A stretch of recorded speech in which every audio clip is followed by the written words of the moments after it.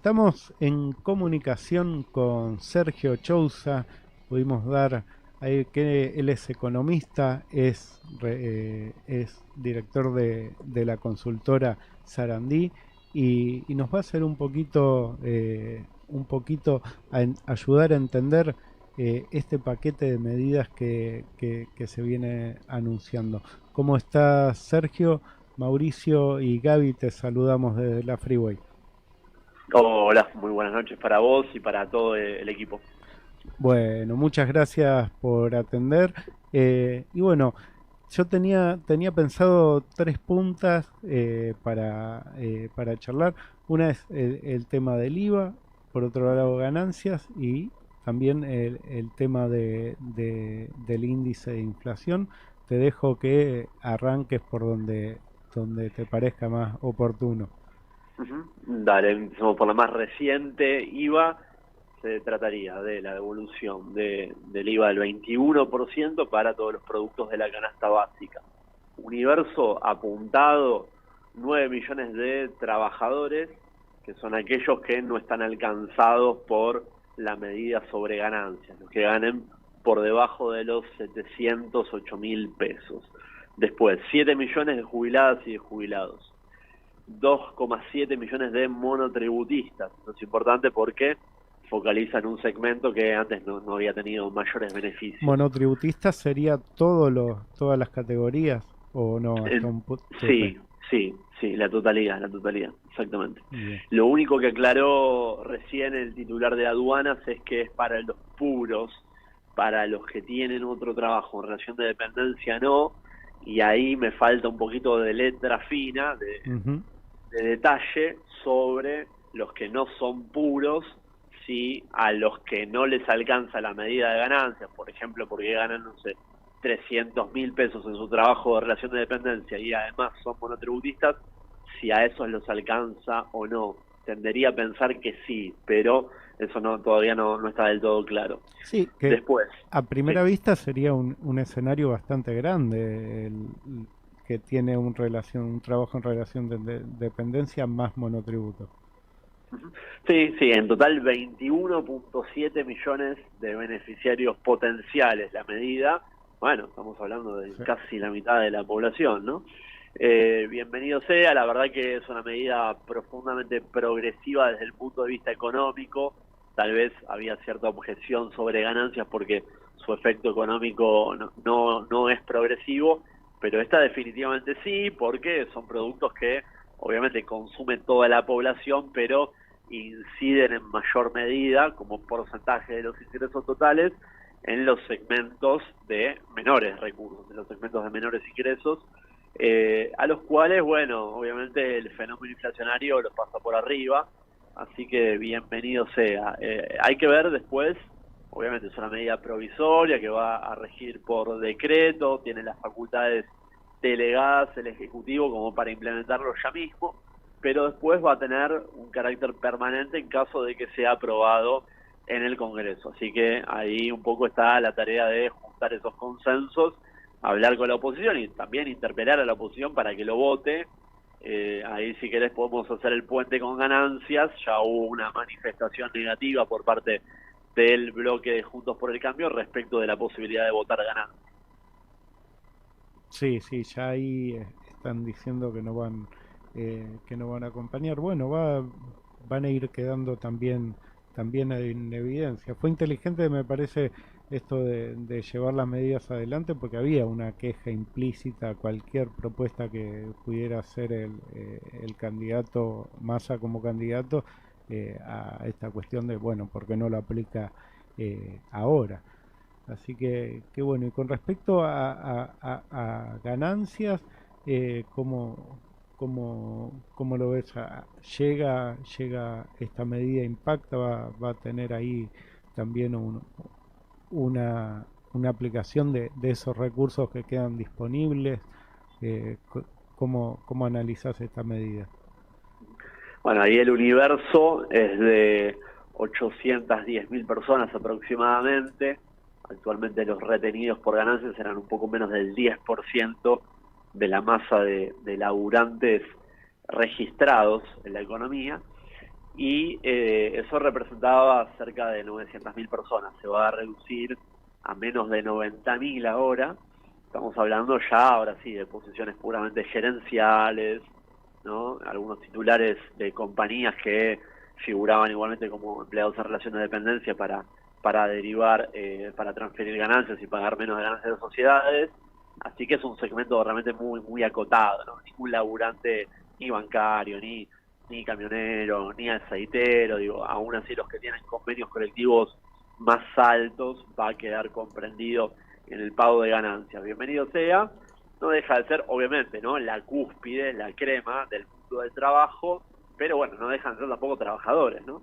Un laburante que antes hacía cargas peligrosas, un camionero, o que manejaba una grúa, o los petroleros que trabajan en boca de pozo, o los médicos que hacen horas extra y tal vez les generaba un desincentivo tomar de determinadas guardias porque se los comía ganancias. Ahora no van a tener ese desincentivo y van a tener un extra de bolsillo, que en algunos casos llega hasta el 21%. Estamos hablando de un billete bastante significativo, que muy posiblemente parte de eso se vuelca al consumo interno, ¿no? Está claro que esto retroalimenta la rueda virtuosa del consumo y parte, por ende, va a volver en más recaudación de IVA para el Estado. Claro, esto es importante, esa disponibilidad de recursos, lo que va a repercutir en un segundo beneficio, ¿no? Que van y se consume acá, como vos decís, aunque se trate de la parte más alta, no dejan de ser trabajadores y bueno, bienvenida a la medida.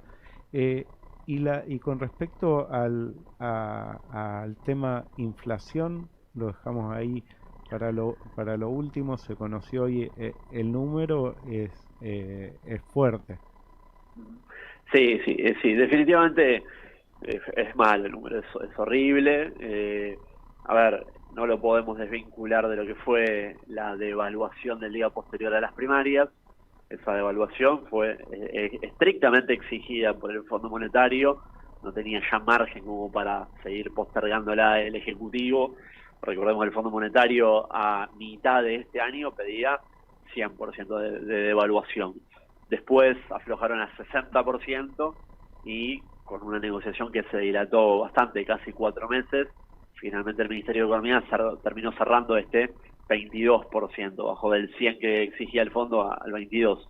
Aún así, este 22% tuvo un traslado prácticamente automático a muchos rubros, no la totalidad, pero sí a muchos rubros, algunos de los cuales tienen una incidencia fuerte en el consumo de las familias. Los alimentos fueron el segmento que más aumentó durante agosto.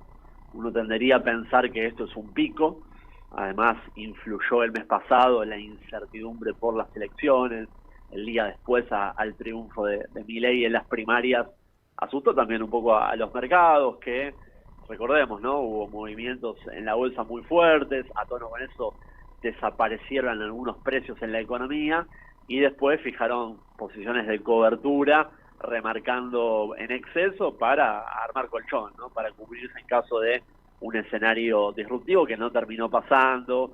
Recordemos después del techo de 805 pesos por dólar en el blue, bueno, terminó descomprimiendo bastante, cayó un 10% en términos nominales hasta la zona de 720, 730.